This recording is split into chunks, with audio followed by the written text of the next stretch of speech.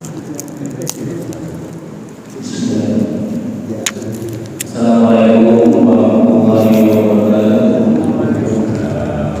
Alhamdulillahirrahmanirrahim. Wassalamualaikum warahmatullahi wabarakatuh. Alhamdulillahirrahmanirrahim. Wassalatu wassalamu ala asyrofil mursalin wa ala alihi wa sahbihi ajma'in. Yang saya hormati Al-Ustaz Muhammad Idris Pendiri, yang saya hormati Al-Ustaz Muhammad Ali, Bapak-bapak, Ibu-ibu, jemaah subuh yang dirahmati Allah Subhanahu wa taala. Marilah kita panjatkan puji dan syukur kehadirat Allah Subhanahu wa taala. Dengan Dia kita masih diberi nikmat sehat, nikmat panjang umur, nikmat kesempatan sehingga kita dapat melaksanakan salat subuh secara berjamaah di masjid yang kita cintai. Salawat dan salam kita aturkan juga kepada junjungan Nabi Muhammad SAW beserta sahabat dan keluarga dan pengikut-pengikutnya hingga akhir zaman. Allahumma shalli ala sayyidina Muhammad wa ala ali sayyidina Muhammad. Bapak-bapak, ibu-ibu, jemaah salat subuh yang dirahmati Allah, yang mana seperti biasa setiap minggu subuh kita melaksanakan ceramah agama dengan anak saya oleh Muhammad Idris Pendiri. Kepada Ustaz Muhammad Idris kami persilakan.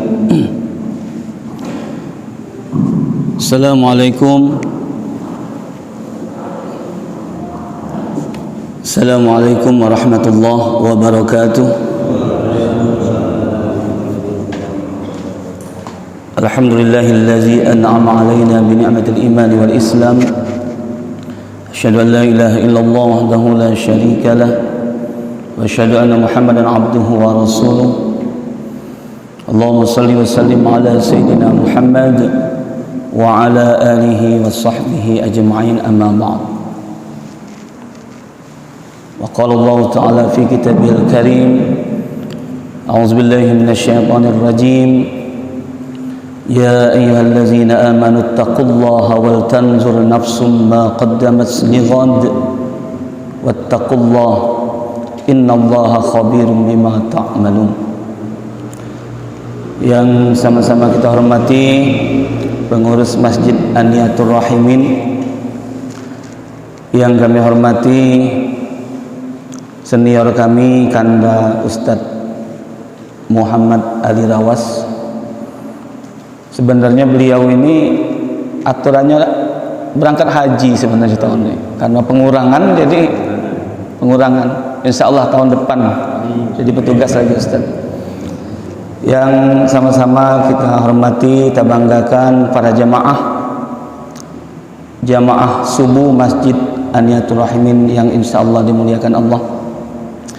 Pertama-tama mari kita selalu bersyukur kepada Allah Subhanahu wa taala, karena pada hari ini kita kembali dapat hadir melaksanakan aktivitas ibadah rutin kita, melaksanakan sholat subuh. Dan lebih utama lagi, kita termasuk hamba-hamba pilihan, karena diberikan oleh Allah kemudahan untuk melaksanakan sholat subuh berjamaah di masjid yang kita cintai ini. Melaksanakan sholat subuh berjamaah, kemudian sholat-sholat sunnah yang lain juga kita kerjakan. Sebelum subuh kita sempat qobliyah subuh, sebelum itu mungkin sempat juga tahiyatul masjid. Mudah-mudahan kita mendapatkan kemuliaan dan keutamaan dari Allah Subhanahu wa taala. Amin. Salawat dan salam mari selalu kita sampaikan kepada junjungan kita Nabi besar Muhammadin sallallahu alaihi wasallam, beserta kepada seluruh keluarganya, sahabatnya, dan insyaallah kita umatnya hingga yaumil akhir nanti. Bapak Ibu jamaah yang dimuliakan Allah, hari ini kita baru berada di tanggal 2 Muharram. Tanggal 2 Muharram 1444 Hijriah. Istilahnya kita ini baru memasuki tahun baru. Cuma karena tahun Hijriah ini kadang-kadang kita umat Islam ini jarang makinya. Agak jarang makinya. Makinya juga tapi agak jarang. Nah, oleh karena itu kadang-kadang tidak terlalu familiar, biasa-biasa baik rasanya kan. rasanya biasa-biasa baik, tidak ada suatu kemeriahan yang khusus kan. Paling kita tahu, oh besok tanggal merah. Tanggal merah apa? Tahun baru Islam. Nah, oleh karena itu, mari kita biasakan menulis tahun Hijriah ini Bapak Ibu minimal dalam urusan kita dewek-dewek. Contoh, misal Bapak Ibu ada hajatan, di samping dibuat tanggal Masehi, maka bagus juga dibuat garis miring tanggal, bulan, tahun Hijriah. Kalau wong dulu cak itu, wong lama-lama dulu, kapan ada undangan, misalnya ada undangan, ada hajat, misalnya hari ini 31 Juli, garis miring 2 Muharram 1444 Hijriah. Jadi kita biasakan dalam kehidupan kita, walaupun kita tetap mengikuti tanggalan nasional, tapi tetap kita pakai hitungan tahun Hijriah minimal dalam urusan kita. Misalnya pecah di masjid mengumumkan Jumat misalnya kan, nah, Jumat tanggal 29 Juli 2022 bertepatan dengan 29 Zulhijjah 1443 Hijriah. Nah, kita biasa kan menghidupkan kembali bilangan tahun Hijriah ini. Kadang-kadang kita sedih Bapak Ibu, anak-anak kita kalau kita tes belum tentu hafal 12 bulan dalam tahun Hijriah. Kita pun belum tentu hafal dari Muharram sampai dengan Zulqaidah, belum tentu kita hafal. Oleh karena itu kita biasakan lagi. Kalau bukan umat Islam, siapa lagi? Nah, kita biasakan penghitungan tahun Hijriah ini dalam kehidupan kita sehari-hari. Kemudian Bapak Ibu yang dimuliakan Allah, setiap adanya pergantian waktu, pergantian tahun, maka kita dianjurkan oleh Rasulullah SAW kita merenung, atau bahasa agamanya itu muhasabah. Kita muhasabah, merenung yang baru lewat itu, kita renungkan kira-kira hidup kita ini dari waktu ke waktu itu semakin baik atau sebaliknya. Sama lah cak kira-kira wong berdagang kan. Amun wong berdagang itu kan hitung-hitungan. Untung apa rugi dalam sebulan kaget dihitung. Ada tak yang berdagang jemaah ni? Mungkin ada kan. Harian baik dihitungnya. Kapan dah sudah tutup toko hari ini dihitung untung apa rugi, apa ada yang ngutang. Nah, kita juga cak itu. Pergantian tahun kita bermuhasabah, menghitung diri kita tahun yang sudah lewat itu apakah sudah banyak kebaikan-kebaikannya atau sebaliknya. Karena Rasulullah mengajarkan kepada kita untuk motivasi bagi kita, man kana yaumuhu khairan min amsihi fahuwa rabihun. Barang siapa yang hari ini lebih baik daripada hari yang lalu dalam segala hal, ibadah kita lebih baik dari hari kemarin, sedekah kita lebih banyak dari hari kemarin, kebaikan-kebaikan kita lebih banyak dari tahun kemarin, maka kata Rasul fahuwa rabihun, dia termasuk golongan orang-orang yang beruntung. Salat tahun kemarin, oh aku ni kadang-kadang kalau 5 waktu mungkin insya Allah kita sudah pegang. Kalau misalnya salat-salat sunnah, oh yang tahun kemarin ada banyak yang tinggal salat-salat sunnah. Nah, kita niatkan lagi tahun ini, insya Allah mulai tahun baru ini salat sunnah tidak tinggal lagi misalnya. Kemudian kata Rasul, man kana yaumuhu misla min amsihi, barang siapa yang hari ini dia sama baik dengan hari kemarin, mak itulah aja gitu nih. Ibadahnya masih cak itulah, baca Qurannya masih cak itulah, yang dihafal surat-suratnya masih yang itulah. Amun salat dewean make kulhu itulah misalnya kan. Tahun ini dak katik perubahan, sama model itulah, dak nambah-nambah. Kalau pacak nambah gitu nih dak Pak ya. Kalau tahun kemarin, Ustaz aku hafal surat 13 surat At-Takasur sampai An-Nas. Tahun ini tambah, naikkan dikit, tambah 2 surat di pucuk At-Takasur, Al-Qari'ah, nambah lagi Al-Adiyat, nambah lagi Al-Zalzalah. Jadi kalau baca setiap waktu kita ada perubahan yang lebih baik. Maka fahuwa maghbun, kata Rasul, dia termasuk orang yang rugi. Jadi kalau kita sama baik dengan hari kemarin, terutama dalam urusan ibadah, maka kita termasuk orang yang rugi. Yang bahaya yang ketiga, kata Rasul, man kana yaumuhu syarron min amsihi fahuwa mal'un. Barang siapa yang hari ini lebih buruk dari hari kemarin, memasuki tahun 1444 Hijriah ini lebih mundur dari tahun kemarin, maka kata Rasul, fahuwa mal'un, dia termasuk orang-orang yang celaka.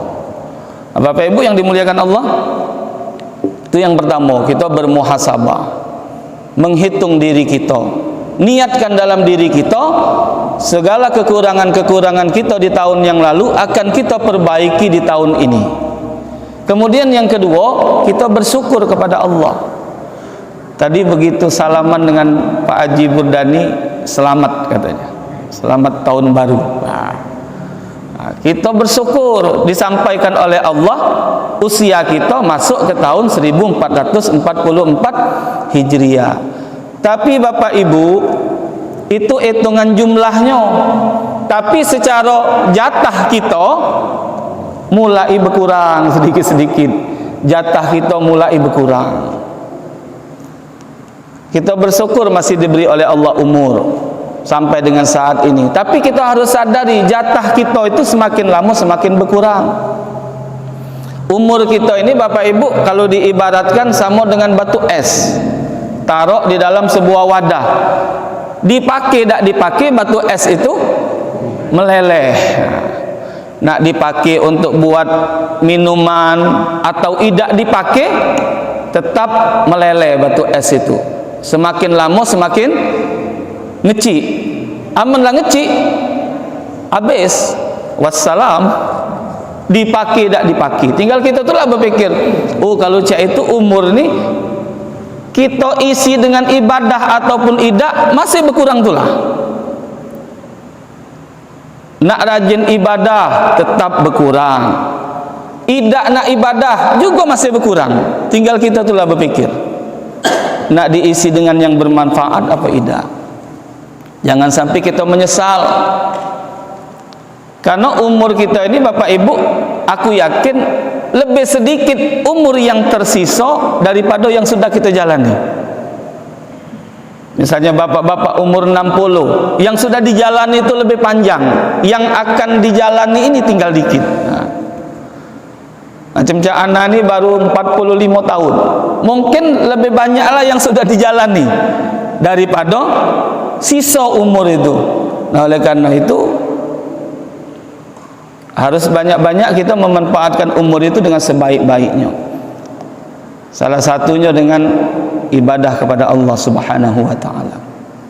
Dalam Al-Qur'an Allah mengingatkan kita. Surat Al-Hasyr ayat 18. Ya ayyuhallazina amanu taqullaha wal tanzur nafsum ma qaddamat lighad.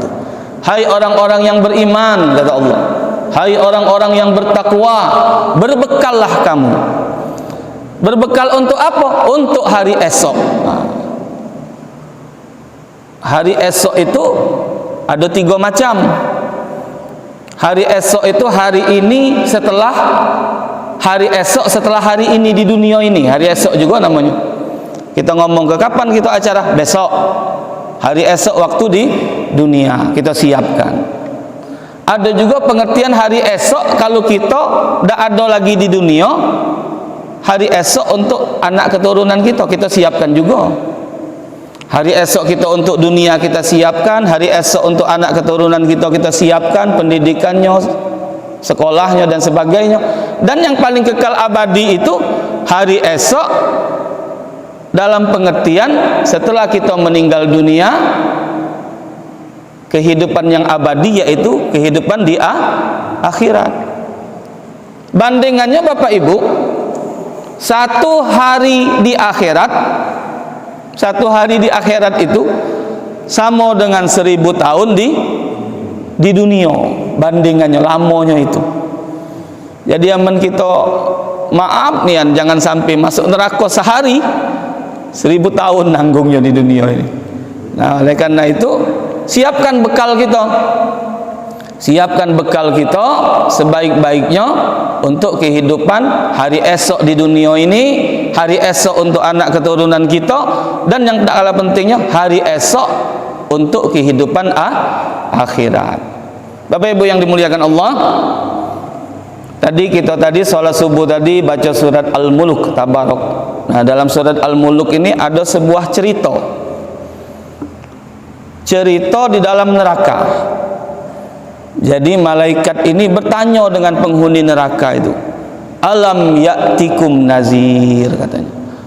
Ditanya orang dalam neraka itu, alam ya'tikum nazir. Uji malaikat, oi, apa dak kate dulu waktu di dunia dulu orang yang sudah menyampaikan ajaran-ajaran agama untuk ngajak beribadah kepada Allah Subhanahu wa taala. Ngapo kamu lagi masuk dalam neraka ini?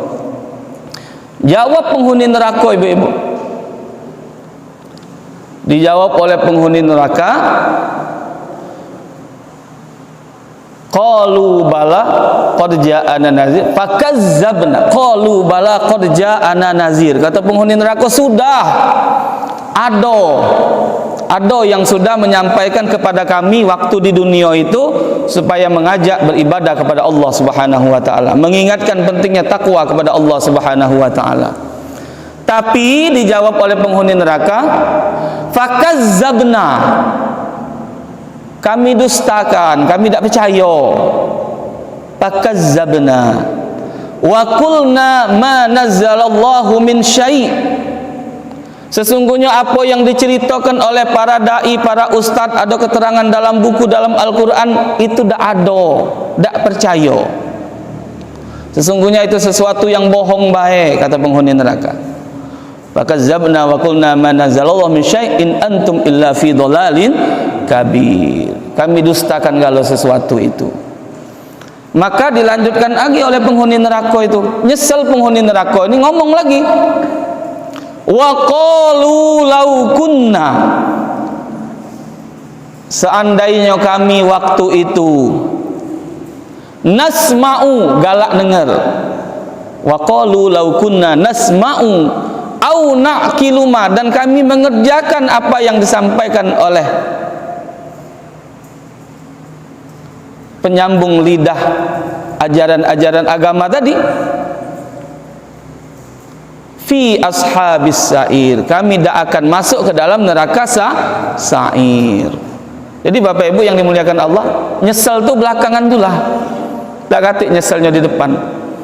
Nah, sekali lagi mengawali kita tahun 1444 Hijriah ini, mari kita tekadkan yang dalam hati kita untuk memperbaiki amal ibadah kita kepada Allah Subhanahu wa taala. Kalau untuk kehidupan dunia bersifat qanaah lah, jadilah, rasanya cukuplah.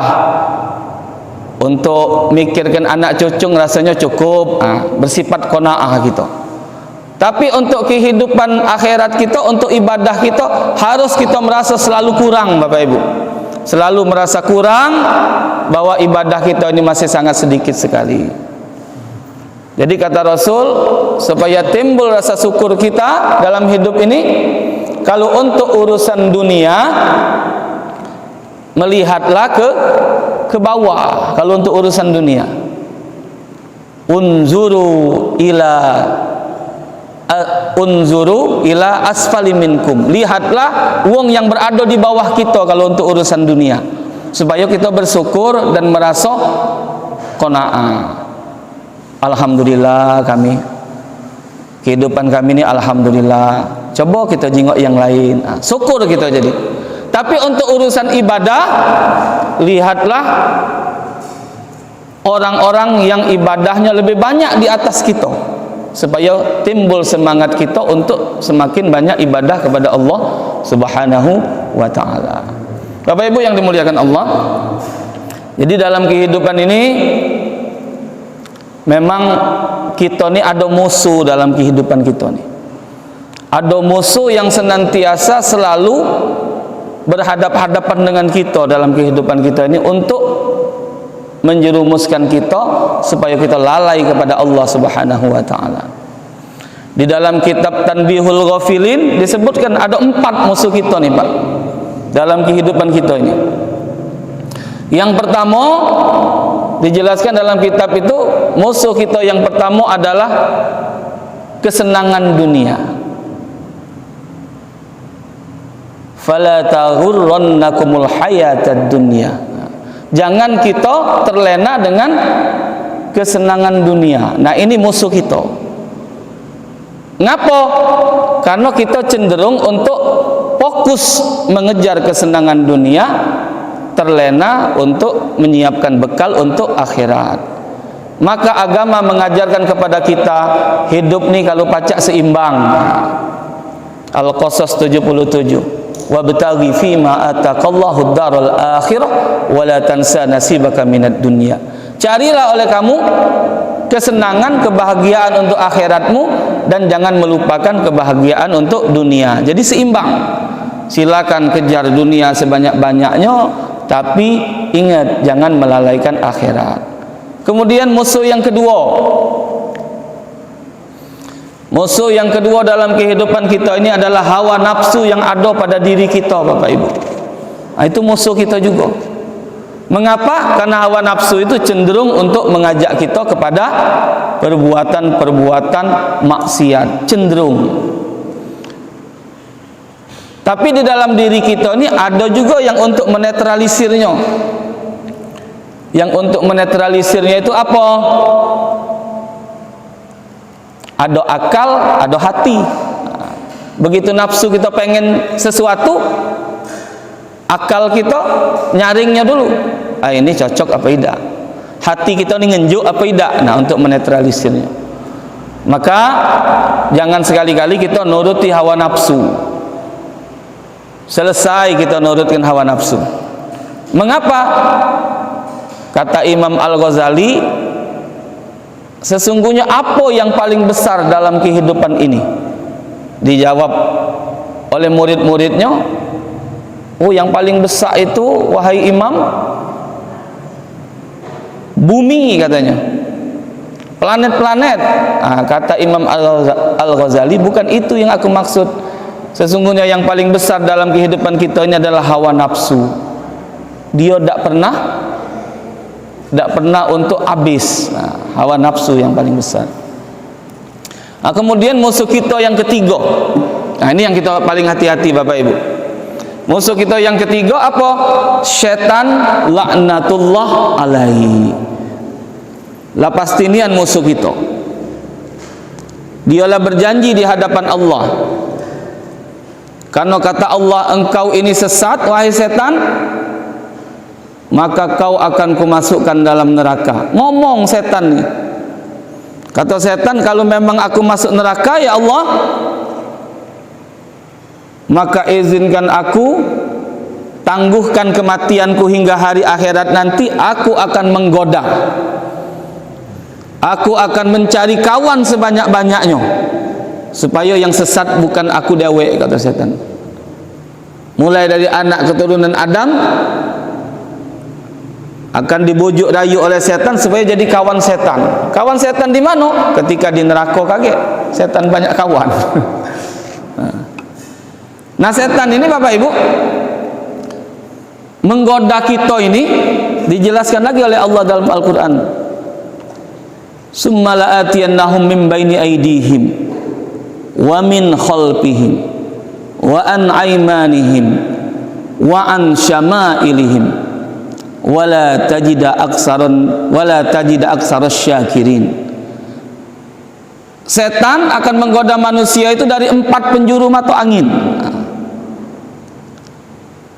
Mulai dari depan, mim baini aidihim, dari depan kita. setan lah goda kita dari depan gitu.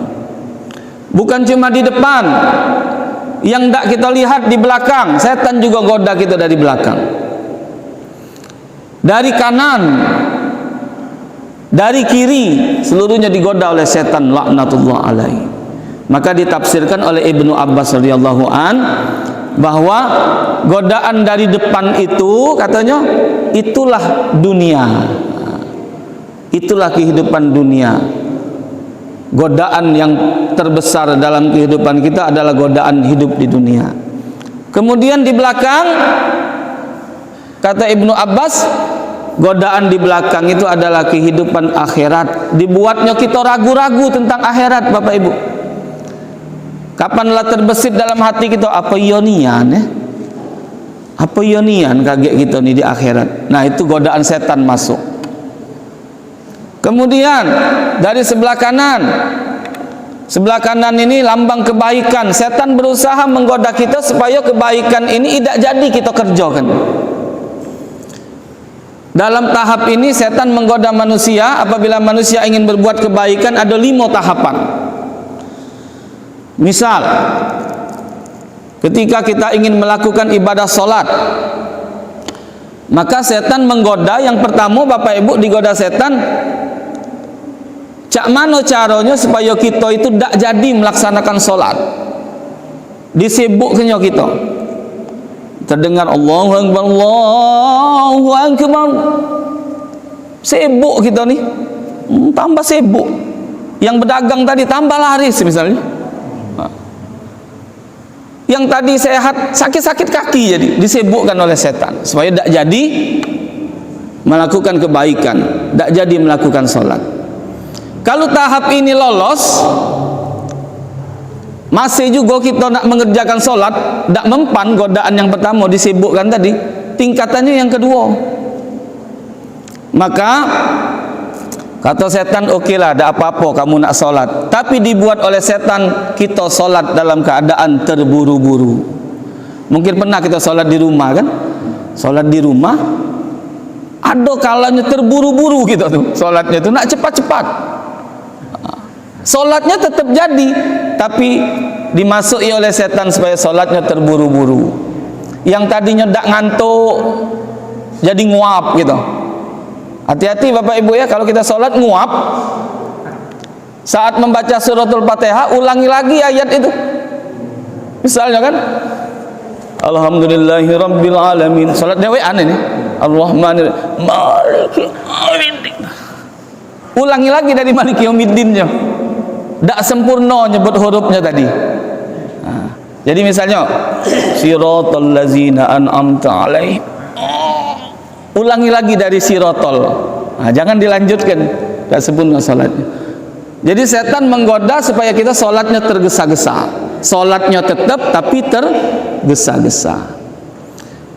Laju juga, tak mempan tahap kedua tadi. Masih salat walaupun tergesa-gesa, tetap solatnya tumakninanya dapat, cuma ayatnya yang pendek, bacaannya yang cepat.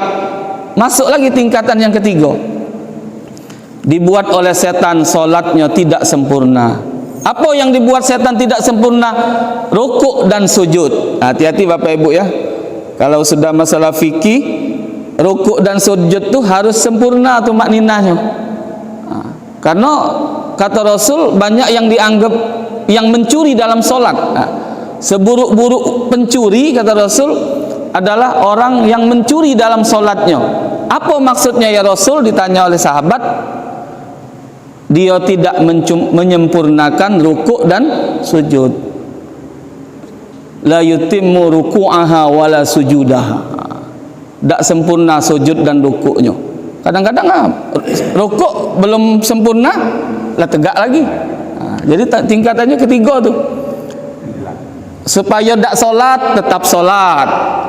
Lah solat dibuat oleh setan supaya tergesa-gesa, masih juga solat.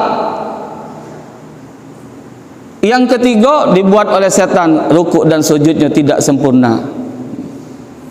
Lolos yang ketiga ini, tak mempan juga. Maka yang keempat, setan masuk dalam diri kita, masuk dalam hati kita, dimunculkanlah oleh setan sifat ujub. Solat kita sudah bagus, tidak tergesa-gesa, sempurna, bacaannya tadi bagus, maka dimunculkan oleh setan dalam hati ada sifat ujub. Apa ujub itu? Beda dengan riya. Ujub tuh suka menyebut-nyebut ibadah yang dikerjakannya. Dia tidak riya, tidak, tapi galak menyebut-nyebut ibadah yang dikerjakannya. Misalnya, alhamdulillah aku habis maghrib sampai isya sejus ngaji. Alhamdulillah semalam sempurna, semalam tahajud 12 rakaat misalnya kan, pas 8 rakaat tahajud, 3 rakaat witir. Oh, sempurnanya soal nyebut-nyebut. Oh, alhamdulillah hati terasa tenang nian, terasa tenang nian kalau aku tuh habis wudu zikir. Ujub itu. Kalau lewat ujub masuk lagi setan tingkatan yang tinggi. Salatnya bagus, tidak tergesa-gesa, sempurna, tidak ujub. Yang keempat, yang kelima, riya. Masuk riya. Ujub dulu baru riya. Nah, riya tadi apa artinya? Riya, pamer ya, pamer. Jadi Bapak Ibu yang dimuliakan Allah, hati-hati ya. Itu. Kemudian yang terakhir, musuh kita yang keempat. Nah, ini yang paling gawat lagi. Jadi musuh kita tadi dalam kehidupan ini, pertama kesenangan dunia, kedua hawa nafsu yang ada pada diri kita, mengendalikannya. Salah satunya banyak berpuasa, mengendalikan hawa nafsu nih. Makanya puasa Ramadan kan kita, tambahi lagi puasa sunnah, mengendalikan hawa nafsu itu. Ketiga, setan laknatullah alaih.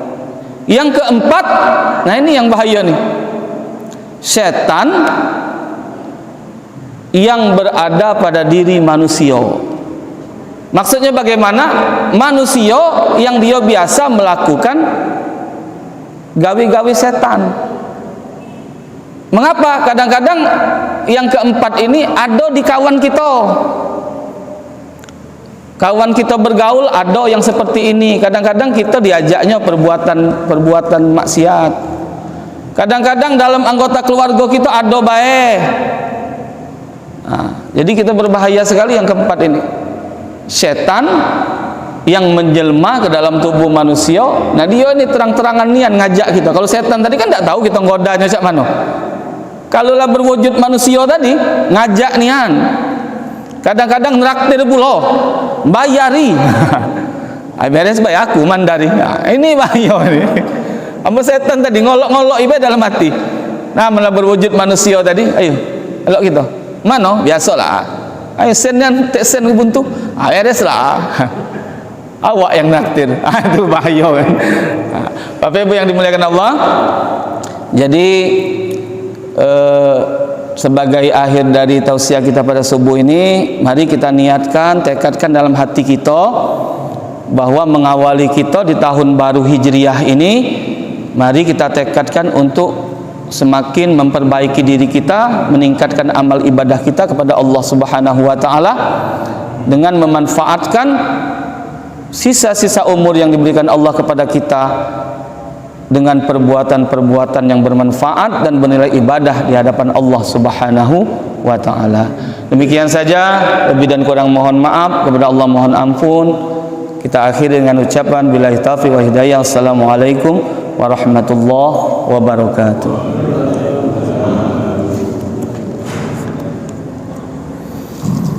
Waalaikumsalam warahmatullahi wabarakatuh. Terima kasih kepada Ustaz Muhammad bin Ismail. Alhamdulillah kita semua semoga dapat kita dapat memiliki kisah yang Islam tersebut dan dapat kita lakukan di kehidupan kita sehari-hari. Mungkin itu saja yang dapat saya sampaikan dan saya mohon maaf pada Allah yang Wassalamualaikum warahmatullahi wabarakatuh. Waalaikumsalam warahmatullahi wabarakatuh.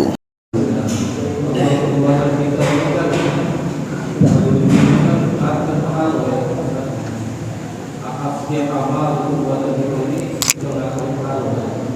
Terpengaruh Mengatur pahala. mengaruh pahala. Dari Allah.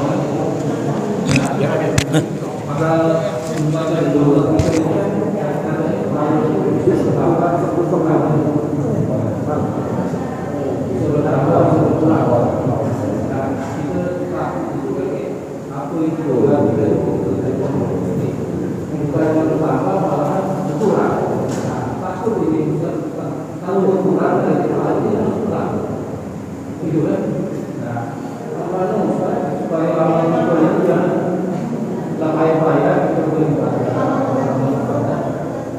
bukan pertama malah berkurang itu melihat lalu berkurang tetapi apa yang bukan itu berlaku itu dia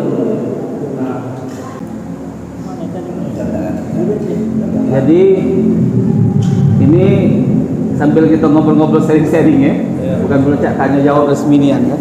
Makan. Aman kira-kira anda ada pacak tanya Ustaz Ali. Jadi memang benar. Jadi ada ajaran Rasul itu di samping kita beribadah juga kita juga wajib memelihara amal ibadah kita tuh.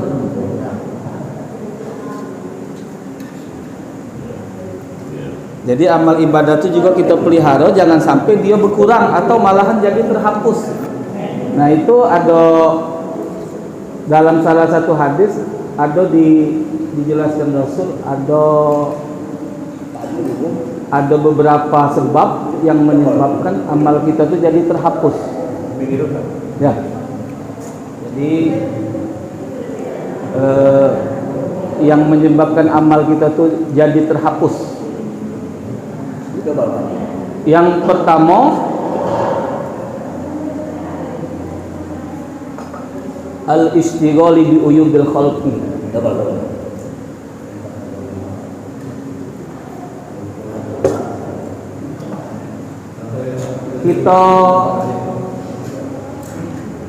Kita galak ngomongkan aib wong lain. Nah itu salah satu membuat amal kita tadi jadi berkurang amal kita tadi. Kemudian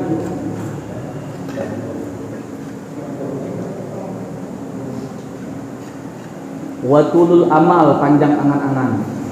Panjang angan-angan itu maksudnya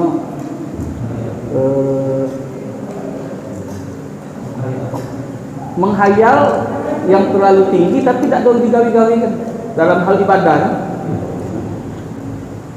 Aku kaget belaan, begitu kaget terus, tapi tidak tergawi. Jadi ibadah yang lain juga jadi berkurang, jadi terhapus. Wa qaswatil qalbi, wong yang keras hati. Keras hati ini hendak galak nerima nasihat. Walaupun sudah nyato-nyato ibaratnya tadi salah gawinya tadi, tapi tidak nerima nasihat. Wa qaswatil qalbi, keras hati. Kemudian wazolimul la yantahi, wong yang ngerjakan perbuatan zalim tapi tidak bertobat. Walaupun dia melakukan amalnya habis. Jadi misalnya sholatnya laju, yang maksiatnya tadi jalan terus.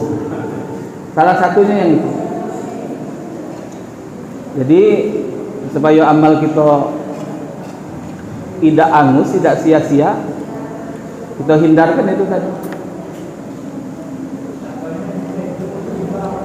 Apa?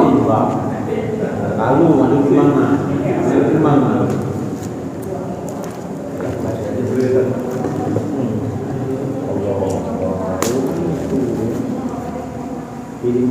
Tentunya yang pertamanya kan niat, Pak ya. Niat kita ibadah tuh kan. Niat sudah tuh ibadah yang kita gawe tadi memang kita juga tahu ilmunya kan, tidak ibadah baik. Tapi yang paling mudah ngabisin amal tuh yang kata Rasulullah Ustaz, hasad ya, yang mudah ngabiskan amal tuh. Ngabiskan amal bagaikan api yang memakan kayu bakar. Itu yang paling anunya. WhatsApp dan kasus.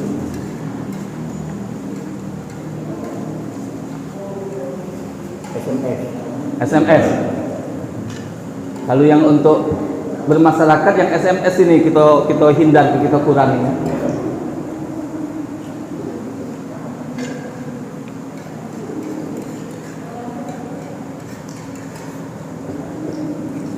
Cak mana kalau kita yang diomong gua Ustaz, biarkanlah amal wong pindah ke kita.